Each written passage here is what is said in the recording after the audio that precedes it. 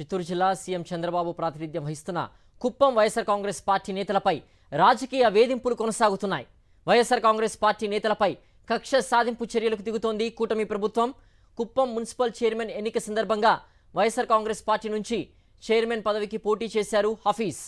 Kuppam municipal vice chairman హఫీజ్కు చెందిన Hawkings international school, రామకుప్పంలోని శాంతినికేతన్ ఉన్నత పాఠశాల గుర్తింపును రద్దు చేస్తూ ఆదేశాలు జారీ చేశారు డీఈఓ వరలక్ష్మి. 2030-31 వరకు ఉన్న రెన్యువల్ను రద్దు చేశారు డీఈఓ. ఈ విద్యా సంవత్సరం నుంచి పాఠశాలల్ని మూసివేస్తున్నట్లు తెలిపారు. చిత్తూరు జిల్లా సీఎం చంద్రబాబు ప్రాతినిధ్యం వహిస్తున్న కుప్పం వైఎస్ఆర్ కాంగ్రెస్ పార్టీ నేతలపై రాజకీయ వేధింపులు కొనసాగుతున్నాయి. వైఎస్ఆర్ కాంగ్రెస్ పార్టీ నేతలపై కక్ష సాధింపు చర్యలకు దిగుతోంది కూటమి ప్రభుత్వం. కుప్పం మున్సిపల్ చైర్మన్ ఎన్నిక సందర్భంగా వైఎస్ఆర్ కాంగ్రెస్ పార్టీ నుంచి చైర్మన్ పదవికి పోటీ చేశారు హఫీజ్.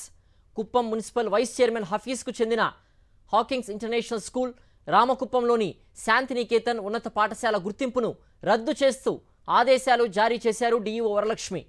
2030-31 వరకు ఉన్న రెన్యువల్ను రద్దు చేశారు డీఈఓ.